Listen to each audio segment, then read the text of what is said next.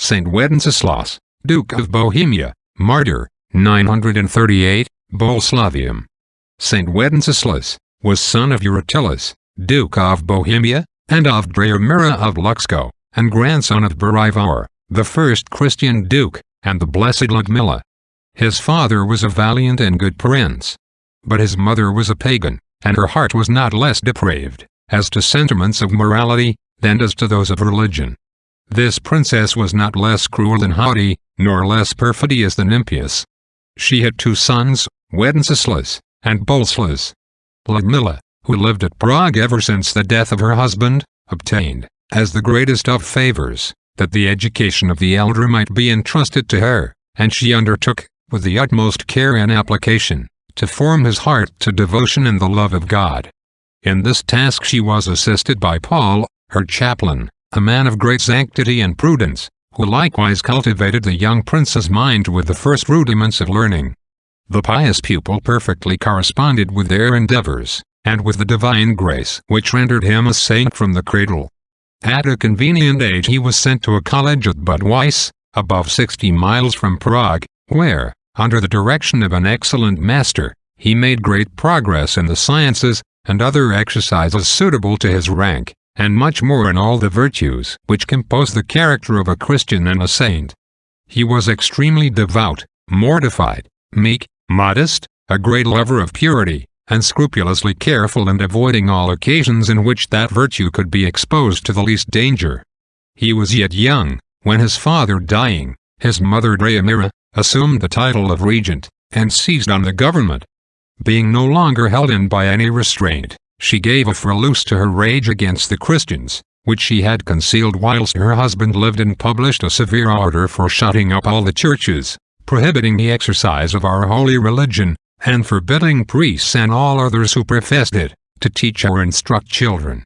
She repealed all the laws and regulations which Bohemor and Aladilas had made in favor of the Christians, removed the Christian magistrates in all the towns in Bohemia, put heathens in their places, and employed only such officers as were blindly devoted to follow the dictates of her passions and tyranny, and these she incited everywhere to oppress the Christians, of whom great numbers were massacred. Ludmilla, sensibly afflicted at these public disorders, and full of concern for the interest of religion, which she and her consort had established with so much difficulty, by strong remonstrances showed Wenceslaus the necessity of his taking the reins of the government into his own hands, promising to assist him with her directions and best advice. The young duke obeyed, and the Bohemians testified their approbation of his conduct, but, to prevent all disputes between him and his younger brother, they divided the country between them, assigning to the latter a considerable territory, which retains from him the name of Boleslavia, and is one of the chief circles of Bohemia. Bohemia, enraged at these steps, secured herself and interest in Boleslaus, her younger son, whose heart she had so far perverted, as to taint him with the most execrable idolatry, hatred of the Christian religion, boundless ambition, and implacable cruelty.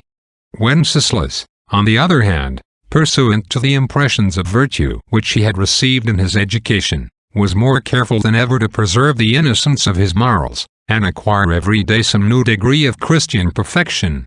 He directed all his views to the establishment of peace, justice, and religion in his dominions, and, by the advice of Ludmilla, chose able and zealous Christian ministers.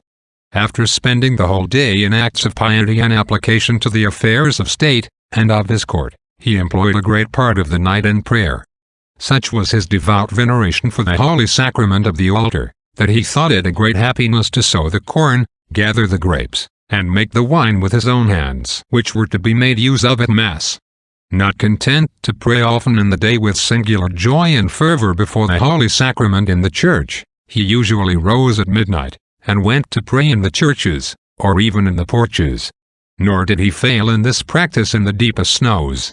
His austerities in the court seemed to equal those of anchorets in the deserts, and he applied himself with great diligence to all manner of charitable offices, in relieving orphans and widows, helping the poor, accompanying their bodies to the grave, visiting prisons, and redeeming captives.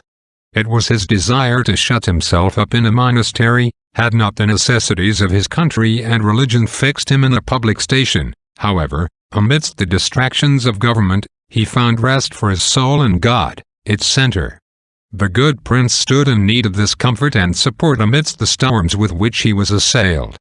Dromira never ceased to conjure up all the furies of hell against him.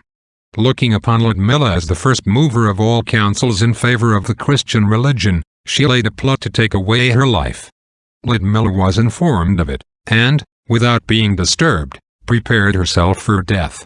With this view she distributed her goods and money among her servants and the poor, confirmed the Duke in his good resolutions for maintaining religion, made her confession to her chaplain Paul, and received the Holy Viaticum. The assassins found her prostrate in prayer before the altar in her domestic chapel, and, seizing on her, strangled her with her own veil. She is honored in Bohemia as a martyr on the 16th of September.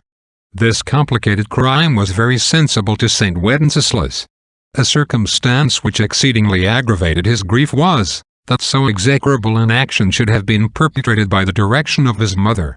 But he poured out his complaints to God alone, humbly adored his judgments and holy providence, and interceding for the conversion of his unnatural mother. She was seconded in her malicious intrigues by a powerful faction. Radillas, Prince of Bohemia, a neighboring country, despising the saint's piety, invaded his dominions with a formidable army. Wenceslaus, willing to maintain peace, sent him a message, desiring to know what provocation he had given him, and declaring that he was ready to accept any terms for an accommodation that was consistent with what he owed to God and his people. Radillas treated this embassy as an act of cowardice, and insolently answered that the surrender of Bohemia was the only condition on which he would hear of peace. Wenceslaus, finding himself obliged to appear in arms, marched against the invader. When the two armies were near one another, our saint desired a conference with Radillas, and proposed that, to spare the blood of so many innocent persons, it was a just expedient to leave the issue of the affair to a single combat between them. Radillas accepted the proposal, imagining himself secure of the victory. The two princes accordingly met at the head of both armies, in order to put an end to the war by this duel. Wenceslaus was but slightly armed with a short sword and a target, yet, making the sign of the cross, marched boldly towards his antagonist, like a second David against Goliath. Radillas attempted to throw a javelin at him, but, as the Bohemian historians assure us, saw two angels protecting the saint. Whereupon he threw down his arms, and falling on his knees, begged his pardon, and declared himself at his disposal. The Emperor Otto I, having assembled a general diet at Worms, St. Wenceslaus arrived at it late in the day, having been stopped by hearing a high mass on the road. Some of the princes took offense at, but the emperor, who had the highest opinion of his sanctity, received him with great honor, would have him sit next his person, and bade him ask whatever he pleased, and it should be granted him. The saint asked an arm of the body of Saint Vitus, and a part of the relics of Saint Sigismund, King of Burgundy. The emperor readily granted his request, adding that he conferred on him the regal dignity and title, and granted him the privilege of bearing the imperial eagle on his standard, with an exemption from paying any imperial taxes throughout all his dominions.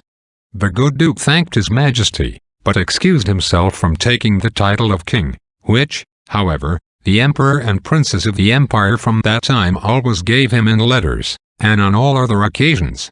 When he had received the above-mentioned relics, he built a church in Prague, in which he deposited them, and caused the body of Saint Ludmilla, 3 years after her death, to be translated into the Church of St. George, which had been built by his father in that city.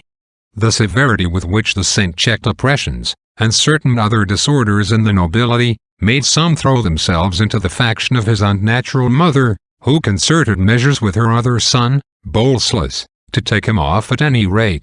St. Wenceslaus had made a vow of virginity, but restless ambition is impatient of delays. A son being born to Boleslaus, that prince and his mother invited the good duke to favor them with his company at the rejoicings on that occasion. St. Wenceslaus went without the least suspicion of treachery and was received with all imaginable marks of kindness and civility. This they did the better to cover their hellish design. The entertainment was splendid, but nothing could make the saint neglect his usual devotions. At midnight he went to offer his customary prayers in the church. Boleslaus, at the instigation of Dromira, followed him thither, and when his attendants had wounded him, he dispatched him with his own hand, running him through the body with a lance. The martyrdom of the Holy Duke happened on the 28th of September, in 938. The Emperor Otto marched with an army into Bohemia, to revenge his death. The war continued several years, and, when he had vanquished the Bohemians, he contented himself with the submission of Boleslaus, who engaged to recall the banished priests, to restore the Christian religion, and to pay him an annual tribute. Dromira perished miserably soon after the perpetration of her horrible crime. Boleslaus, terrified at the reputation of many miracles wrought at the martyr's tomb, caused his body to be translated to the church of St. Vitus, at Prague, 3 years after his death. His son and successor, Boleslaus II, surnamed the Pious, was a faithful imitator of his uncle St. Wenceslaus, and became one of the greatest princes of his time. A church was erected in honor of St. Wenceslaus, in Denmark, in 951, and his name was in great veneration over all the north. Amen. The safety and happiness of government, and of all society among men, is founded upon religion. Without it princes usually become tyrants, and people lawless.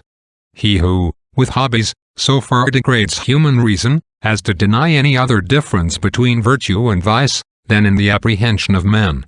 Or who, with the author of the characteristics, reduces virtue to an ideal beauty, and an empty name, is, of all others, the most dangerous enemy to mankind, capable of every mischief, his heart being open to treachery, and every crime.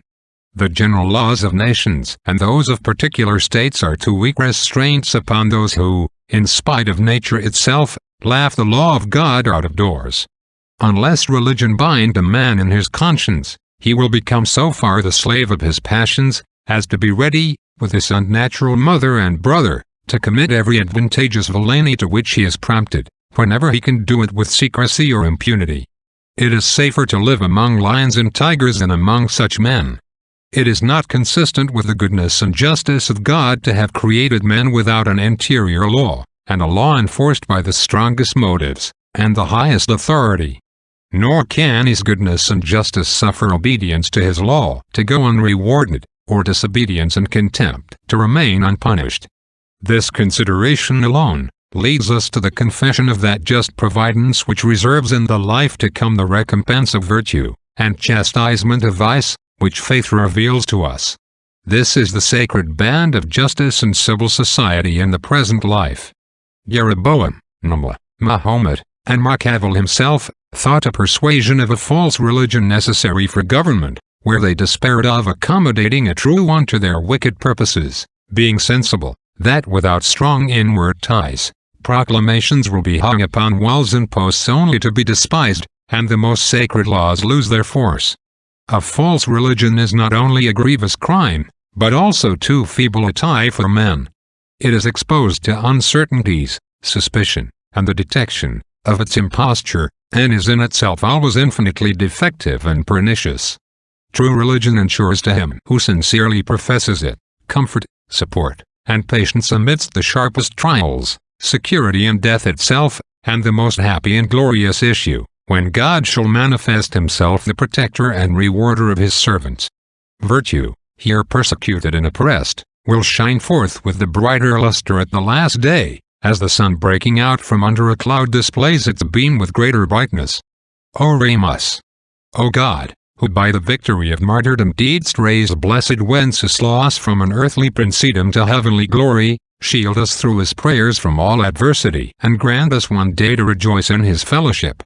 Per Dominum nostrum Iesum Christum filiam tuum, qui tecum vivit et regnat, in unitate Spiritus Sancti Deus, per omnia saecula saecularum. Amen. Benedicat vos omnipotens Deus, Pater, et Filius, et Spiritus Sanctus. Amen.